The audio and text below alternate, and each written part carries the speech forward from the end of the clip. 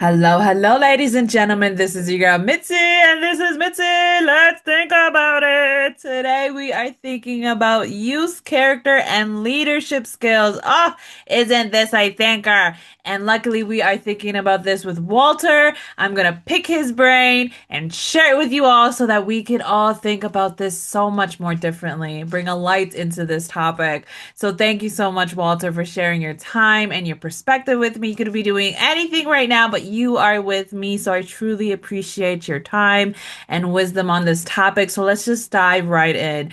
When you hear those words, youth character and leadership skills, what does that make you think about?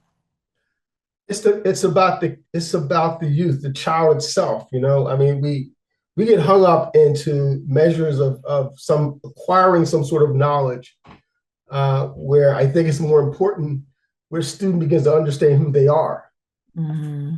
and their ability to make relationships among others are the characteristics I think that are most important and probably single signal the potential success of a child. Cognitive skills, EQ skills.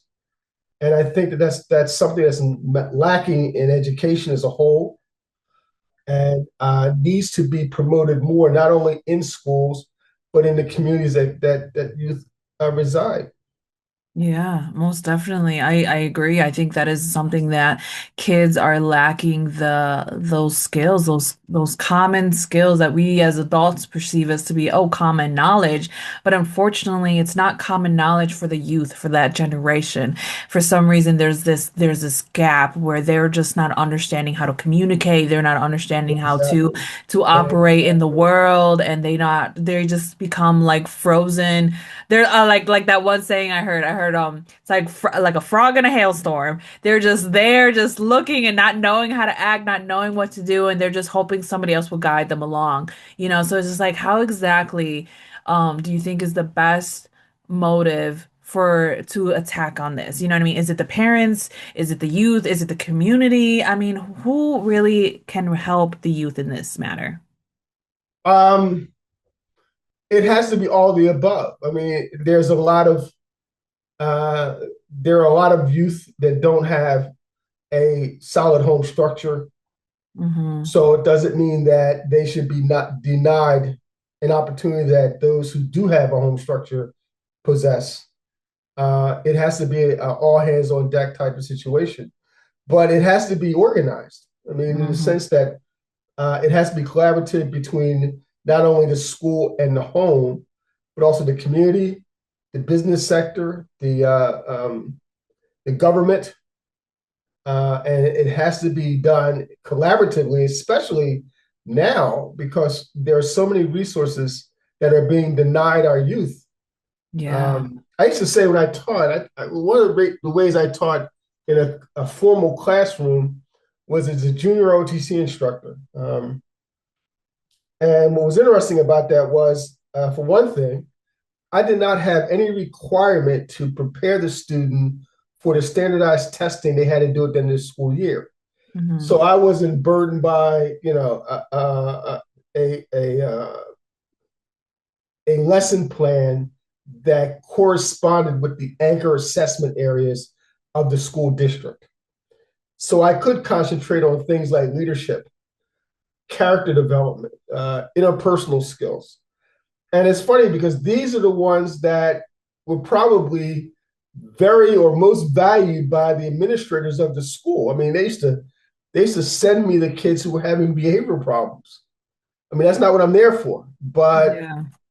once they did, I found that in the environment that we provided, they were able to be themselves more. They were able to express themselves more and got out of the traditional classroom environment of coming in, sitting down, being lectured to, and then have to regurgitate it at the end of the week on a school test.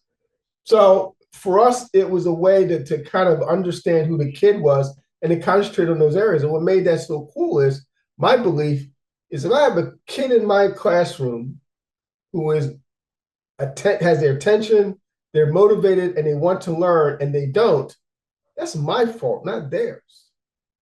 So if that's the case, my effort should be to try to get that student in that state of mind. Hmm. And that's the concentration of looking at leadership skills and social skills and the things that probably determine how a student is going to develop over time as a better indicator than test score grades. Yes, I absolutely agree. It's like that other old saying where it's like you can't expect a fish to climb up a tree. You know what I mean? Like a fish is gonna swim beautifully in the ocean, but once you force that fish to climb up a tree, they're gonna fail. And then if that's how you're gonna identify that fish as a failure because they can't climb up a tree, then who are you? You know what I mean? Like why would we do this? But we are doing this all the times when it comes to our standardized testings. It's not realistic. Misty, you have a plethora of sayings that I love. What was the first one? The frog in a hailstorm, a fish Yeah. climbing a tree. Okay.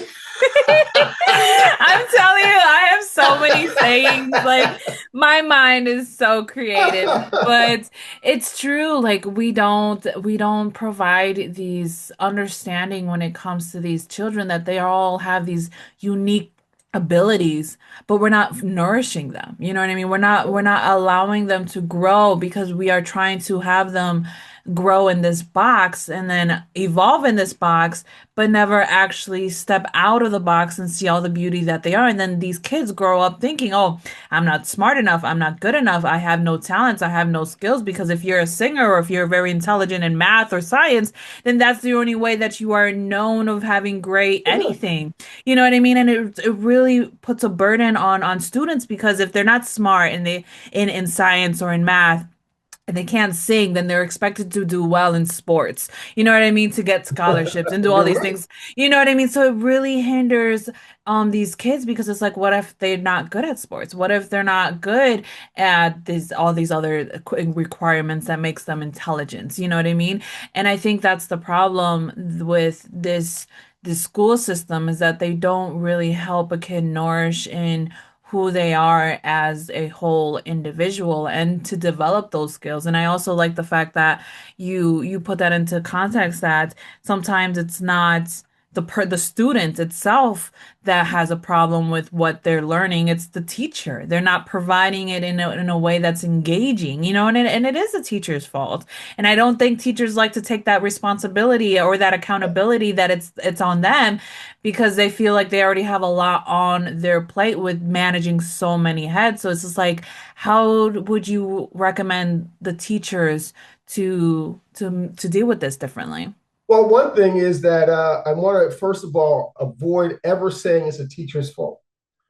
And that's because teachers are in a system that is very restrictive for them. Yeah, You know? most definitely. And in not only what the content of what's taught, but the methods of it being taught as well, which is not Yeah. conducive for first of all maximum participation of the student. It doesn't engender a firm understanding of the topic that are being discussed. It is just a okay. I'm going to teach this from Monday to Friday. A certain percentage of kids are going to get it, and then after this week, those others are going to be that farther behind. It's just Hmm. like that. I mean, that's all it is. The problem which you had mentioned about education, I think, is prominent, is that it's all right for kids to go to school and not understand or learn something that was taught to them. But I think it's a crime for a kid to go to school, complete school, and not know what they're good at, which is Hmm. what a lot of kids don't even understand. You know, the way you were talking about a minute ago about music or sports or whatever, that which you are good at is usually the lens by which you see the world. So if I'm good in chemistry, in some way or another, I'm seeing everything through a chemist's eyes, if you know what I mean. It's all right, it's a filter, but it's something that becomes the anchor for their understanding of things. And I think that that's something that most schools don't pursue and most kids don't achieve. But what's always, I think, is appropriate in their development is the way they're able to interact and share information among each other. I think that the new world that we are now approaching and I use the term of AI and robotics, there are a lot of positions now that are going to be eliminated, especially in entry level for kids coming out of school, coming out of college. And there needs to be some sort of strategy on how, not only how we address that, but maybe realign our focus on how we're going to develop our kids into what. Exactly. And I use the term, if I can kind of explain this in a loose way, everything seems to be predicated on the new, something that's bright and shiny that no one's ever seen before. Hmm. But we also need to get our kids to understand that which has always been available that can be improved. Food, being a chef, Yeah. drinking wine, making wine, things that are artistic in nature as well, which is the things I just mentioned are. Those things also have a value Yeah. that our kids need to begin to understand. A relationship of understanding that that which is different doesn't become uh, uh, a negative, but embracing differences. And I think that a lot of times we retreat to something that we're familiar with without having the understanding of how it blends into things that we already know. It's a long discussion we could have about that, and I believe that it starts with an organized approach. I'm sorry, Okay. an organized approach through a way that we can incorporate what is the everyday experiences the kid has to something of value to them for their future, such as campaigning for something that's important, Yeah. finding a project within a community and working with others to correct it. And that's why we're looking at developing our service learning programming by identifying the 17 Sustainable Development Goals of the UN, which are applicable to your community, and then creating strategies for kids locally to work together to begin to solve those problems. And Yeah. that's something that's immediate, something that makes learning have tangible content rather than just something that is just spoken about. Did you understand it? And then moving on.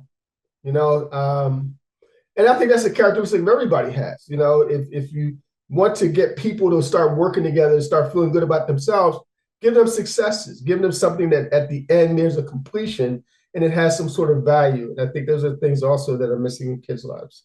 Oh, I absolutely agree because I know that truly makes a big impact because I remember when I was in high school, I I don't even know how I got into this project, but I got into this project of recycling and we had to make a conveyor belt.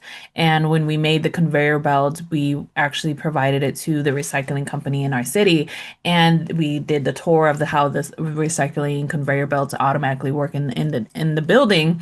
And then when we went back to our school to do the project, we had to try to replicate that conveyor belt and how to replicate it so that people can understand how to recycle. So that was embedded in me to recycle, to understand Oh, what's cool. recyclable and what's not. And that's how I got into my first children's book is talking about recycling and the importance of water so that it also helps kids really think about what's recyclable and what's not and think about their impact on water and how water's usage is important because that was another part of that project was focusing on water and how it's important for our lives. So knowing that and seeing that and being partake in that, it really helped me change the way my outlook is when it comes to water and recycling, where I am pro um, doing all of these things in my adult life, and it all started with that one teacher implementing these projects for our science projects and putting us in different groups and allowing us to really have that hands-on experience. So I think if more schools and more teachers and more environments provide those type of resources to have that positive impact, it will most definitely make a long impact because it did it on me and I'm proof of that. You know what I mean? So because I can say that and that I had that personal experience, I know with what you're saying is very valid because if we allow our children to see how the world is impacted by something so small as water or something so small as electricity, then we can allow them to see the responsibilities that comes with it. You know what I mean? How to be responsible with food, how to be responsible with these things. And I think, like you said, like teaching these kids of just something so what we would dismiss as it being a chef is so important. You can enhance it in so many ways. Like I love watching baking shows. I mean, you know what I mean? I love seeing those because what people can create with things that I couldn't even imagine even being possible is is that creativity, and we allow people to be creative and imaginative in their own way. But if we don't nourish that or allow kids to see that this is also approved, it's acceptable, it's another way, it's another avenue to learn more about yourself and the world, then it allows them to explore. You know what I mean? We are not keeping them contained in this box. We're not keeping them contained in this vision of just being this one-sided mentality. We allow them to really explore different avenues, and that's where the leadership skills automatically step into because now they want to take charge. Now they want to help other people in the community, educate them and make sure that they're aware of what's going on. You know what I mean? And I think just having that character development, you kind of need to have the context to develop the character. Because if you don't have the context of the understanding, then you really won't have that character development. It would just be like it was gone with the wind. You know what I mean? It's Mhm. just words in one ear and out the other because they won't stick. So I think what you said is truly beautiful because it really helps people think about how are they teaching the next generation to have this critical thinking. You know what I mean? Well, one of the things that was interesting, as I said, I was a junior ROTC instructor, and the projects, I guess, that were considered to be highlights of the unit were things like collecting donations, like a coat drive approaching wintertime, or a food drive if there's an emergency or something. What was interesting was I retired from the military. So my last job was called an EPLO, Emergency Preparedness Liaison Officer for the state of Pennsylvania. And at the time I took over, they had just had Sandy Hook, the shooting, the mass shooting. So my kids and I developed a active shooter response plan for the school that we were in, and it was pretty good.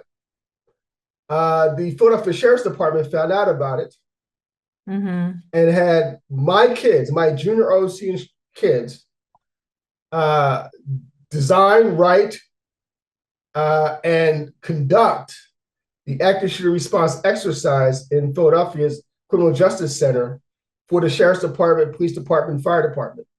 My Wow. kids ran it, and they were going to be in the hallways evaluating when they're in their junior RTC uniforms by making inputs into the results of the exercise into a computer application that I wrote for them into their phone.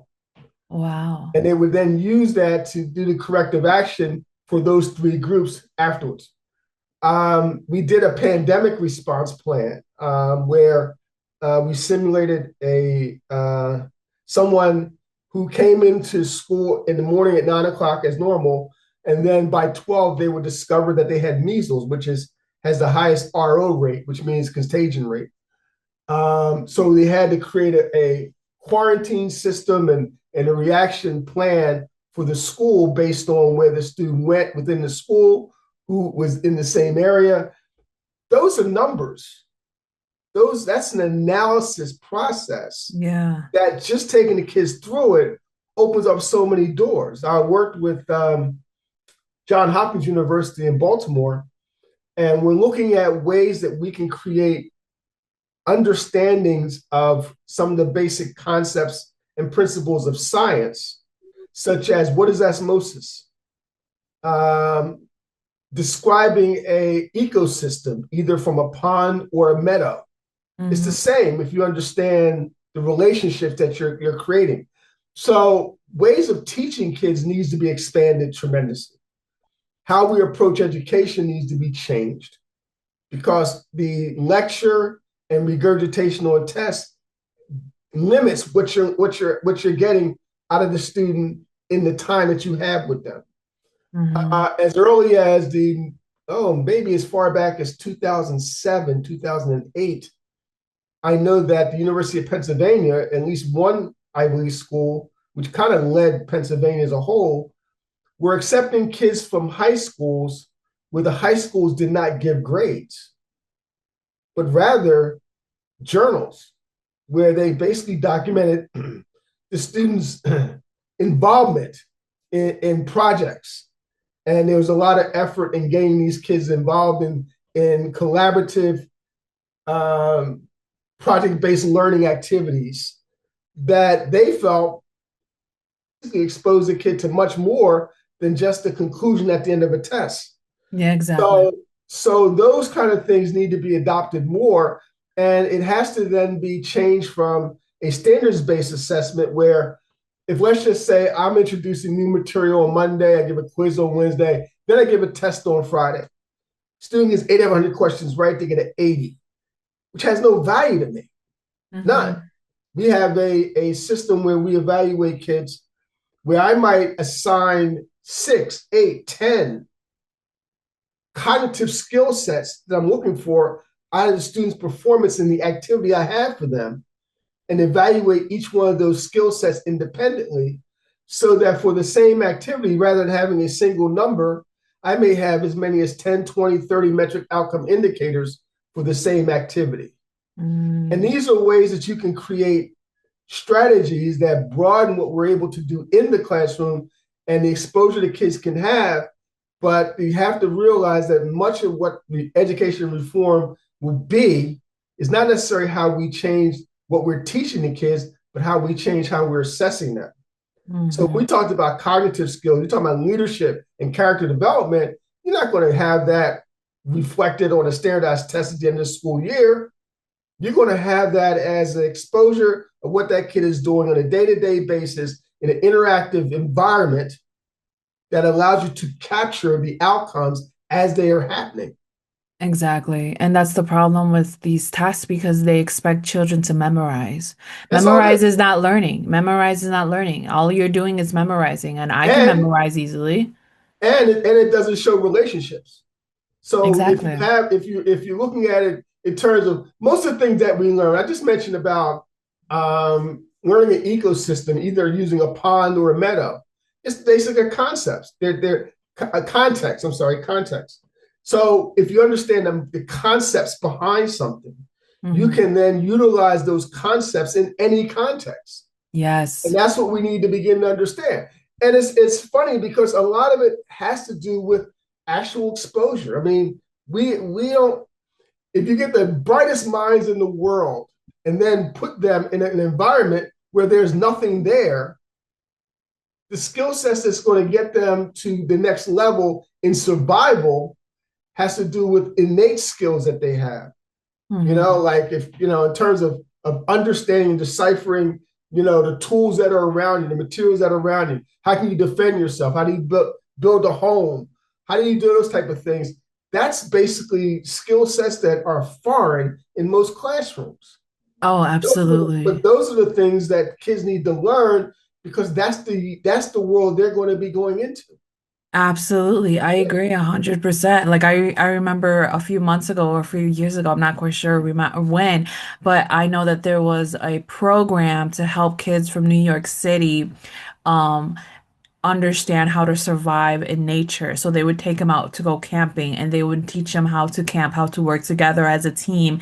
And one of the students said that it's a different type of living because when you're out in nature, we're all together. You know, what I mean? We're all Right. trying to survive. So we're all learning how to work together for the greater good of all of us.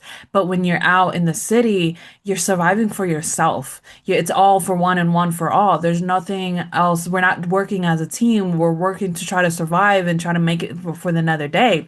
And people don't realize like the concrete jungle is real. That's the reason why they call it a concrete jungle is because you're trying to survive for yourself.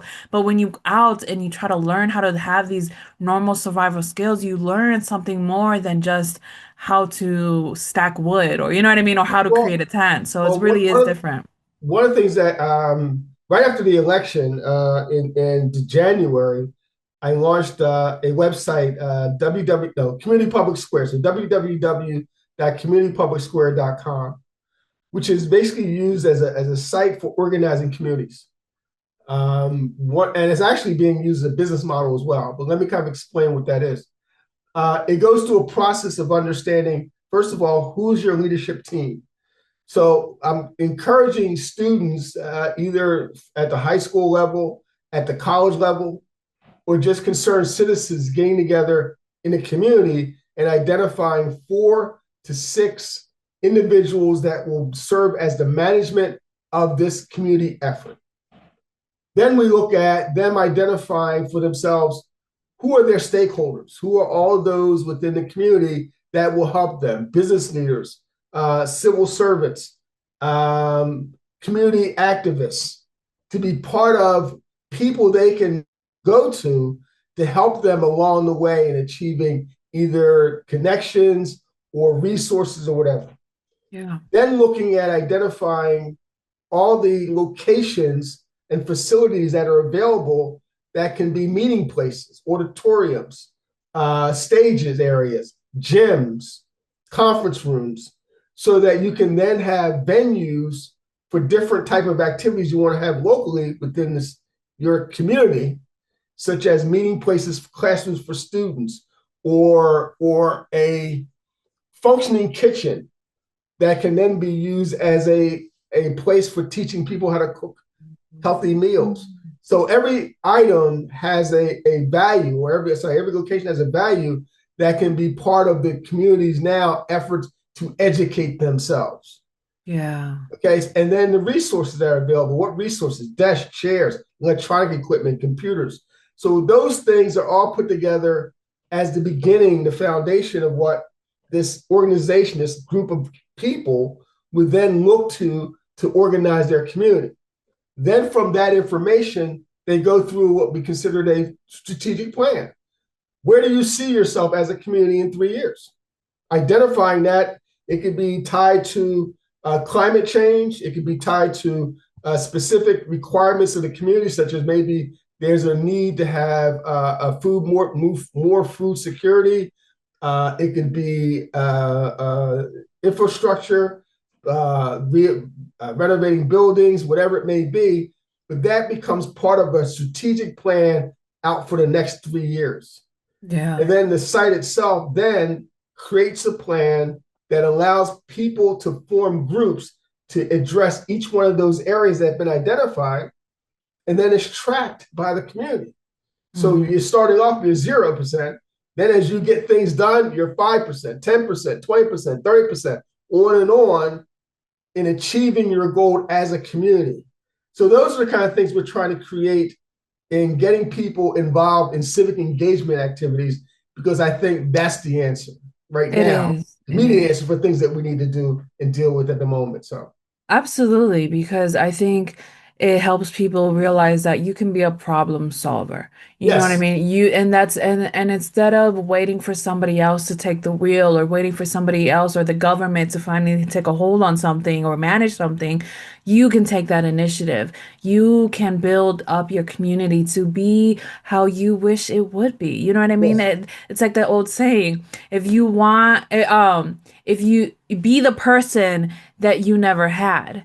You know what I mean? And yeah, when you be the person that you didn't have, then now you can be that person for somebody else so that they can be inspired to do more, be more, and achieve more. And we are lacking in the community if we just only think for ourselves. And that this independent movement that's me, myself, and I. And we really have to move out of that mindset and really realize like there's no such thing as obtaining life by yourself, moving by yourself, doing everything by yourself, and not needing anyone because You need somebody to have gas in the gas station. Somebody needs to bring that petroleum to that gas station. Somebody needs to bring that food to the food market. Somebody needs to do something to have those accessibilities available so that you can actually thrive and move as an individual. But people forget that. They think, oh, I could do everything all on my own. But no, you really can't. And when we start realizing and teaching the youth that we need one another and we have these programs available and we have these leaders, these adults that are mentoring the youth in a positive direction, it can truly make a positive impact, not on just our community, but the world. Because now somebody's going to be like, oh, well, this is happening in Delaware, then that means this can happen here in Wisconsin too, or this can happen in Minnesota, or this can happen in Idaho, or wherever you may be. And it's like it brings hope. And the world needs hope again. The youth needs hope because the Oh youth my are God, you're right scared. about You that. know what I mean? The youth are scared for their future because they don't even understand what's happening now, and they're pressured by whatever that the extreme sides are going on, but not recognizing what does it mean for me? How Yeah. does it impact me? How can impact the world around me? And we need to bring that back because that also ties into leadership, that ties into their character development, that ties into their selves as an individual, you know what I mean? And how one can make so many. So, yes, it truly is impactful. And it's sad because time is catching up to us, Walt. And I feel like I could keep talking to you for hours on end. But what can be some lasting words that you can leave us off with to keep on thinking? Uh, I think it's we need to change direction, and not just a course change, but a an effort to come to a different reality. I say that because I'm much older than you, and I blame a my generation for not leaving the world the way we got it.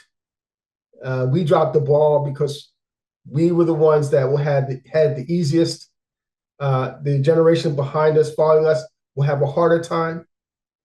Our parents had a harder time. So there's an issue I have in how we have allowed our our fortune to be diminished as a result of our inaction to Yeah. protect it. Hmm. From that, I just think that we need to kind of now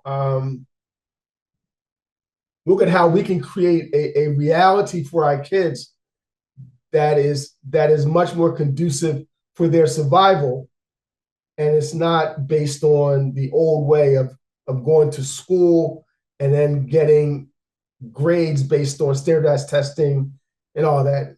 And that the focus needs to be to develop a child so they understand and can create mastery of self.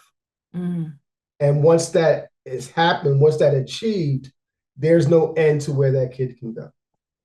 Amen. Ain't that the truth? I mean, because there really is no ends once you master yourself. Yes, And sadly, you don't learn to master yourself until you're already in your 30s, 40s plus range. Because when you're in your teens, you're trying to figure out life, trying to feel belonged and trying to feel accepted.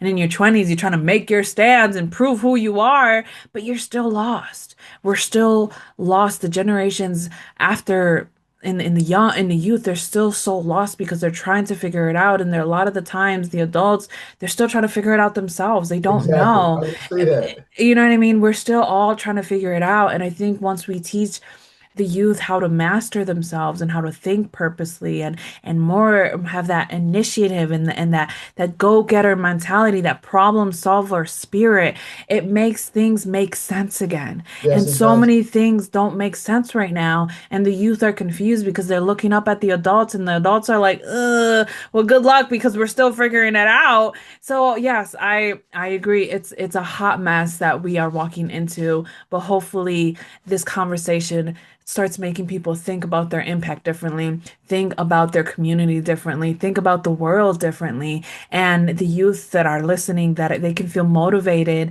and enticed to realize like it's on my hands to do something, to change my environment, to change my scenario, to know that today is not my forever. And I think knowing that is truly and powerful. So, ladies and gentlemen, if you want to know more about Walter, because how could you not after this conversation?